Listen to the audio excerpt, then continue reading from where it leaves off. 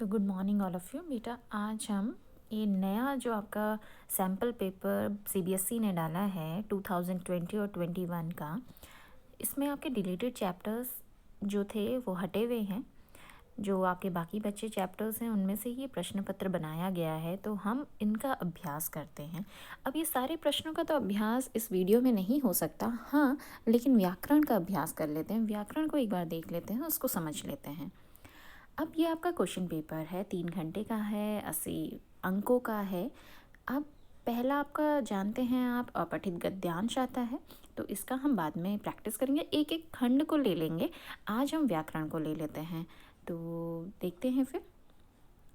ये है आपका खंड ख। खंड क में आपका अपठित गद्यांश और पद्यांश आता है। खंड ख में व्याकरण, ये आपका व्याकरण आ गई। ठीक है। इस बार जो पेपर क्वेश्चन पेपर जो सेट किया गया है उसमें वो ऑप्शनल ज़्यादा है। कोरोना की वजह से ही है। अगर मान लीजिए ऑनलाइन तो वैसे नहीं होगा, ऑफलाइन ही कंडक्ट किया जाएगा, लेकिन हो सकता है कि आगे आने वाले समय में क्या हो, तो ऑप्शनल ये रख दिया गया है। अभी तक नहीं होता था, आपको स्वयं लिखना पड़ता था। अब ये 4 ऑप्शंस दिए हैं, आपको स्वयं छांटना है इसमें कौन सा है। तो ये मान के चलिए कि आप मान के चलिए कि ये 4 ऑप्शन हैं भी और नहीं भी हैं, आपको याद करना तो है ही, तैयारी तो करनी है। ये 4 ऑप्शन भी तभी उनमें से एक ही सही होना है, तो ये तभी सही होगा जब आपको आएगा। अब पहला जो है, जो प्रश्न संख्या 3 है, इसमें लिखा है कि हर्षिता बहुत विनम्र है और सर्वत्र सम्मान प्राप्त करती है। रचना के आधार पर वाक्य भेद बताना है। तो रचना के आधार पर आपने वाक्य भेद पढ़े थे, सरल, संयुक्त और मिश्र। सरल की पहचान बताई थी कि जिसकी समापिका क्रिया सिर्फ एक होती है, मतलब जिसमें क्रिया सिर्फ एक आएगी।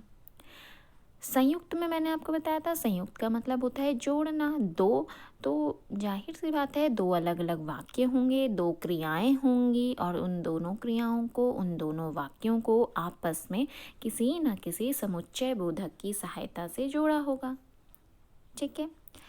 तीसरा बताया था मिश्र वाक्य। मिश्र वाक्य में मैंने आपसे ये कहा था कि एक प्रधान होगा, दूसरा उस पर आश्रित होगा, मतलब एक वाक्य के बिना दूसरा हमें समझ में नहीं आएगा। क्लियर है। अब यहाँ पे जो दिया गया है, इसमें लिखा है हर्षिता बहुत विनम्र है और सर्वत्र सम्मान प्राप्त करती है। तो बहुत विनम्र है एक वाक्य है, वह सर्वत्र सम्मान प्राप्त करती है दूसरा वाक्य है, लेकिन दोनों को आपस में हमने और की सहायता से जोड़ा है, तो ये हमारा संयुक्त वाक्य होगा। ठीक है। अगला देखते हैं। निम्नलिखित में मिश्र वाक्य है। अब आपको मिश्र वाक्य बताना है। मिश्र की अभी मैंने पहचान बताई। तो मैंने एक वृद्ध की सहायता की, एक सिंपल सेंटेंस है, साधारण वाक्य है। जो विद्यार्थी परिश्रमी होता है वह अवश्य सफल होता है। बेटा देखो, जो विद्यार्थी परिश्रमी होता है, जो विद्यार्थी परिश्रमी होता है, अगर मैंने सिर्फ इतना ही बोला, वह अवश्य सफल होता है, ये नहीं बोला, तो आपको क्या इस सेंटेंस से क्लियर हो रहा है ये वाक्य अपने में पूर्ण है? नहीं है, ये किसी ना किसी पर डिपेंड है। जो विद्यार्थी परिश्रमी होता है वह अवश्य सफल होता है, तो ये एक दूसरे पर क्या है, डिपेंडेंट है। एक इसमें प्रधान है, दूसरा उस पर आश्रित है। तो जो इस तरह के वाक्य होंगे वही मिश्र होगा, तो ये वाक्य हमारा मिश्र है। तीसरा फिर भी देख लेते हैं। अध्यापिका ने अवनी की प्रशंसा की तथा उसका उत्साह बढ़ाया। अब दो अलग अलग वाक्य हैं, दोनों को तथा से जोड़ दिया गया है, तो ये हमारा संयुक्त है। चौथा भी देख लेते हैं। नवाब साहब ने संगति के लिए उत्साह नहीं दिखाया। तो ये एक ही सेंटेंस है, एक ही वाक्य है, एक ही क्रिया आई है, तो ये हमारा सरल वाक्य है। तो हमारा इसमें सही ऑप्शन क्या है? 2। Question number 3। प्रयश बाजार गया, वहाँ से सेब लाया। अब इस वाक्य का संयुक्त वाक्य में क्या करना है? रूपांतरण करना है। आपको संयुक्त वाक्य में चेंज करना है, तो दो अलग अलग वाक्य दिए हैं। अब क्या लिखेंगे? प्रयश बाजार गया और वहाँ से सेब लाया। प्रयश सेब लाया जब वह बाजार गया। प्रयश बाजार जाकर सेब लाया। जब प्रयश बाजार गया तो वहाँ से सेब लाया। अब ये चारों ऑप्शन में कुछ कुछ आपको सही लग रहे होंगे, लेकिन आप क्वेश्चन को देखिए। क्वेश्चन में क्या लिखा है, प्रश्न में लिखा है संयुक्त वाक्य में। तो संयुक्त वाक्य में ऐसा लिखेंगे, ऐसा शब्द लिखेंगे जहाँ पे समुच्चय बोधक आया होगा। और इन सब में, इन चारों में सिर्फ एक में पहला वाला है जहाँ पे समुच्चय बोधक आया है। प्रयस बाजार गया और वहाँ से सेब लाया, तो और आ गया। तो हमारा इसमें सही करेक्ट ऑप्शन क्या है, पहला। ठीक है। अब अगला है, जो वीर होते हैं वे रणभूमि में अपनी वीरता का प्रदर्शन करते हैं। रेखांकित उपवाक्य का भेद बताना है। जो अंडरलाइन है वो उपवाक्य बताना है। आपको पता है कि मिश्र वाक्य को भी हम 3 भागों में बांटते हैं। मिश्र में भी एक प्रधान और आश्रित होता है ना, तो आश्रित में भी कौन कौन से हैं, संज्ञा है, विशेषण है और क्रिया विशेषण है। तो मैंने आपको पहचान बताई थी, जहाँ पर भी छोटी की मात्रा लगी होती है। राम ने कहा कि, है ना, पिताजी ने कहा कि, जहाँ पर भी एक मित्र ने दूसरे मित्र से कहा कि, तो जहाँ पर भी की लगा होगा, छोटी की मात्रा जहाँ लगी होगी, तो वो पहचान होती है संज्ञा उपवाक्य की। ठीक। विशेषण में क्या होता है, जो आपके क्रिया, जो आपके क्रिया की जो क्या करते हैं, विशेषता बता रहे होते हैं। क्रिया ने जहाँ पे आपके जो आपके वाक्य में संज्ञा या सर्वनाम आए होंगे उसमें उसकी विशेषता बता रहे होंगे, तो वो आपका विशेषण वाक्य होगा। यहाँ पे देखिए, जो वीर होते हैं, तो यहाँ पे विशेषता बताई जा रही है ना, वीर होते हैं, संज्ञा की बताई जा रहा है। तो वे रणभूमि में अपनी वीरता का प्रदर्शन करते हैं। तो जो, जैसे, जिसे, इस तरीके के जहाँ पे शब्द आते हैं वो आपके विशेषण आश्रित उपवाक्य होते हैं। ठीक है। जितना, उतना, जब, तब, ये ऐसे वाक्य, जब ऐसे शब्द आते हैं तो आपका क्रिया विशेषण होता है। और इसमें लिखा है सर्वनाम आश्रित उपवाक्य, तो सर्वनाम तो होता ही नहीं है, ये तो दे दिया है 4 ऑप्शन बनाने के लिए। ठीक। अगला देखते हैं। निम्नलिखित में सरल वाक्य है। सरल देखना है, सरल में सिर्फ एक समापिका क्रिया होगी। जब प्रातःकाल हुआ और सूरज की किरणें चमक उठी, तो गलत है, और आ गया है। जब प्रातःकाल हुआ सूरज की किरणें चमक उठी, तो जब आ गया, तो जब हमारा क्या है, आश्रित है। प्रातःकाल होते ही सूरज की किरणें चमक उठी, एक ही क्रिया आई है, चमक उठी। जबकि दोनों वाक्यों में, पहले के ऊपर 2 वाक्यों में हुआ, चमक उठी 2 क्रियाएं आ रही थी। चौथा है, जैसे ही प्रातःकाल हुआ सूरज की किरणें चमक उठी, यहाँ पे भी 2 क्रियाएं आ रही, तो 2 क्रियाएं तो होती ही नहीं है सरल वाक्य में। तो इसमें सही ऑप्शन है 3rd। फिर है, इस वाक्य का वाच्य लिखना है। तो वाच्य आपने पढ़े थे, कर्तृवाच्य, कर्मवाच्य और भाववाच्य। ठीक है। अब अशोक ने विश्व को शांति का संदेश दिया, तो अशोक ने विश्व को शांति का संदेश दिया। अब ने आ गया है। मैंने आपसे कहा था कि कर्म में, मैंने आपको शॉर्ट ट्रिक बताई थी कि जो आपका कर्मवाच्य होता है, जो आपका भाववाच्य होता है, इन दोनों में से या फिर के द्वारा लगा होता है। क्लियर है। लेकिन कर्तृवाच्य में आपका कोई भी परसर्ग चिन्ह नहीं लगा होता, सिवाय ने के। क्यों ने क्यों लगा है, क्योंकि कर्ता का तो विभक्ति चिन्ह ही ने होता है ना, आपने पढ़ा होगा, कर्ता ने कर्म को करण से, तो ये परसर्ग आपने बचपन से पढ़ते हुए आ रहे हैं। तो कर्ता का तो परसर्ग होता ही ने है, तो अगर लगेगा तो सिर्फ ने लगेगा, अदरवाइज कुछ भी नहीं। तो अशोक ने, तो ने से साफ साफ पहचान हो रही है, ये कर्तृवाच्य है। फिर है, हम इस खुले मैदान में दौड़ सकते हैं। उपर्युक्त वाक्य को भाववाच्य में बदलना है। अब भाववाच्य में बदलने के लिए, या फिर मैंने आपको बताया था कि अगर आपको कर्मवाच्य में बदलना है तो के द्वारा ये से लगता है। तो हम इस खुले मैदान में दौड़ सकते हैं, तो क्या होगा, हम दौड़ सकते हैं इस खुले मैदान में नहीं, क्योंकि इसमें से या के द्वारा तो लगा ही नहीं है। हम इस खुले मैदान में दौड़ सकेंगे, इसमें भी से या के द्वारा नहीं लगा है। हमसे इस खुले मैदान में दौड़ा जाएगा। अब आपने देखा कि इसमें से तो लगा है, लेकिन वहाँ ऊपर लिखा है दौड़ सकते हैं, और इस वाक्य में लिखा है दौड़ा जाएगा। तो अलग हो गया ना। तो क्रिया का भी आपको ध्यान देना है, जिस क्रिया में पूछा गया है उसी क्रिया में परिवर्तित होगा, भले ही वो आपका पैसिव वॉइस, वो भी आपका क्या है, पैसिव वॉइस में बन रहा है, आपका थर्ड उसमें बन रहा है, तो उसी में चेंज करने का प्रयास कीजिएगा। ते हैं तो ता ही आएगा। चौथा है, हमसे इस खुले मैदान में दौड़ा जा सकता है। तो ये बेटा आपका सही है। क्यों है? क्योंकि इसमें से भी लगा है, और चौथी चीज़ जो लास्ट है, लास्ट की एंडिंग में भी आपके कोई परिवर्तन वैसा नहीं आया। फिर सुमन जल्दी नहीं उठती, प्रस्तुत वाक्य को भाववाच्य में बदलिए। अब भाववाच्य में भी वही है, से या के द्वारा। तो सुमन जल्दी नहीं उठ पाती, गलत है। सुमन जल्दी से नहीं उठ सकेगी, ये भी गलत है। सुमन जल्दी नहीं उठ पाएगी, ये भी गलत है। सुमन से जल्दी नहीं उठा जाता, ये सही है। ठीक है, से आ गया और उठती का उठा जाता हो गया। फिर है निम्नलिखित वाक्यों में से कत्र वाच्य वाला वाक्य छांटना है। कत्र में मैंने आपको बताया ना कि से या के द्वारा नहीं लगा होगा, लगा भी होगा तो ने लगा होगा या फिर कुछ नहीं लगा होगा। अरविंद द्वारा तो पहले ही गलत हो गया। बच्चों द्वारा ये भी गलत हो गया।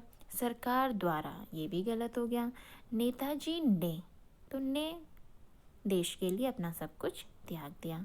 तो यहाँ पे आप इन शॉर्ट ट्रिक का प्रयोग करके आप जल्दी पेपर कर सकते हैं, लेकिन पढ़ना अवश्य है।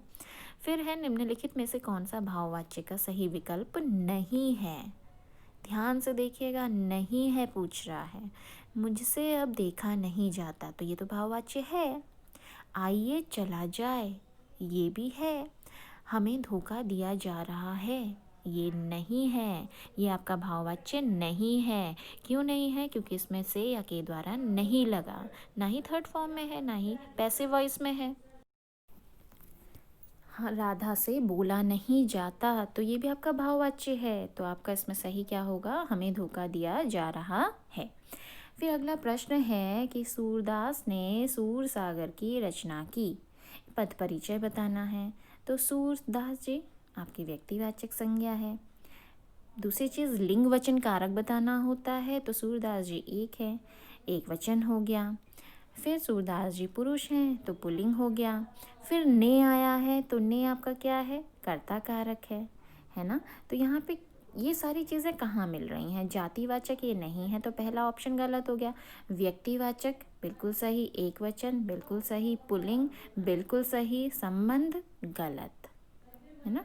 संबंध कारक में, संबंध में क्या होता है? काकी के, तो काकी के तो आया नहीं है, यहाँ तो ने आया है। फिर थर्ड ऑप्शन है व्यक्तिवाचक संज्ञा, सही है। एक वचन सही है, पुल्लिंग सही है, कर्ता कारक बिल्कुल सही है।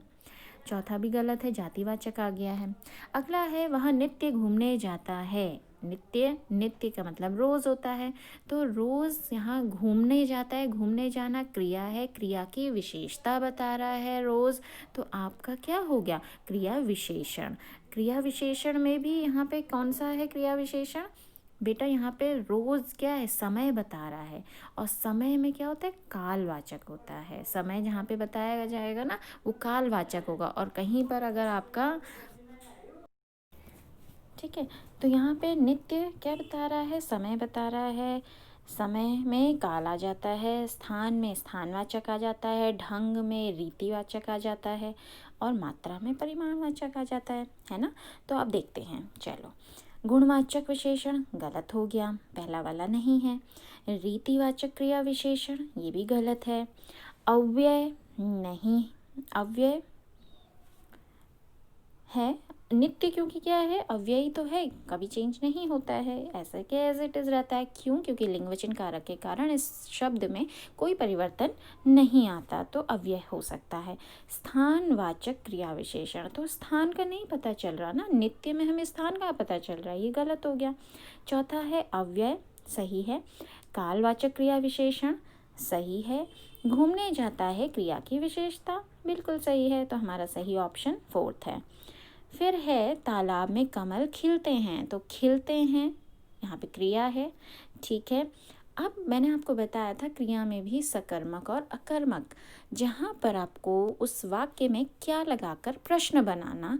अगर क्या लगाकर प्रश्न का उत्तर मिल जाता है तो सकर्मक है, और अगर उत्तर नहीं मिलता तो अकर्मक है। चलो प्रश्न बनाते हैं। तालाब में क्या खिलते हैं?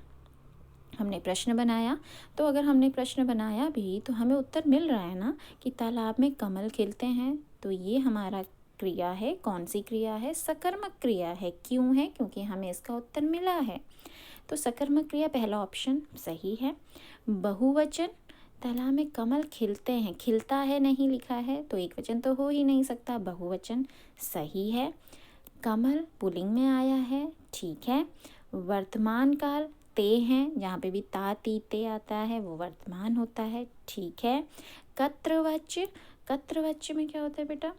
कत्रवाच्य में आपका जो कार्य करने वाला है, वाच्य आपने पढ़ा था ना, जहाँ पर तालाब में कमल खिलते तो कमल के लिए ये प्रयुक्त हुआ है। तो एक ही तो सेंटेंस है, कत्रवाच्य तो है ही, कमल खिलते हैं।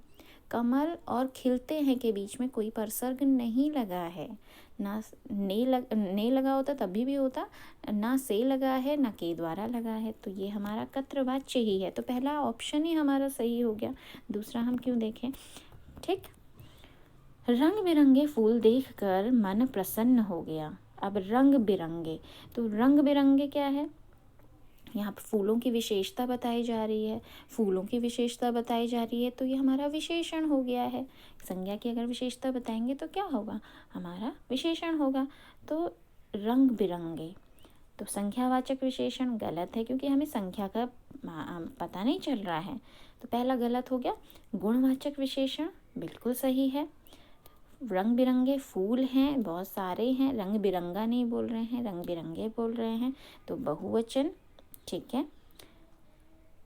रंग बिरंगे फूल देखकर, फूलों को देखकर होता तब ये बहुवचन होता। चलो पहला, दूसरा हमारा गलत है। पुल्लिंग ये सही है। फिर है फूल विशेष्य का विशेषण, ये भी सही है। तो बहुवचन के कारण ये गलत है।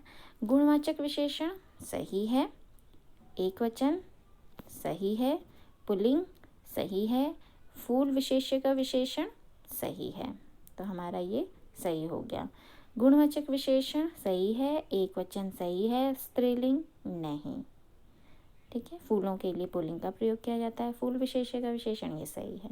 तो इसमें बहुत माइनर मिस्टेक हो सकती हैं आप लोगों की, बहुत ध्यान से आपको करना है। फिर प्रधानाचार्य ने आपको बुलाया है, आपको बुलाया है, तो आप शब्द क्या है? मैंने आपको बताया था, सर्वनाम के भेद बताए थे। सर्वनाम में भी जो आपका पुरुषवाचक होता है उसके भी 3 भेद होते हैं, उत्तम पुरुष, मध्यम पुरुष और अन्य पुरुष, जिसमें भी मैं, मेरा, हम, हमें, मुझसे, ठीक है, मेरे लिए, इस तरीके के शब्द आएंगे तो वो उत्तम पुरुष होगा। जहाँ पर भी तुम, तेरा, तुझे, तुमसे, आप, आपको, इस तरीके के शब्द आएंगे तो वो मध्यम होगा। वह, वे, उसे, उसका, उससे, इस तरीके के शब्द आएंगे तो वो अन्य पुरुष होगा। तो आपको पुरुषवाचक है, पुरुषवाचक में भी मध्यम पुरुष है।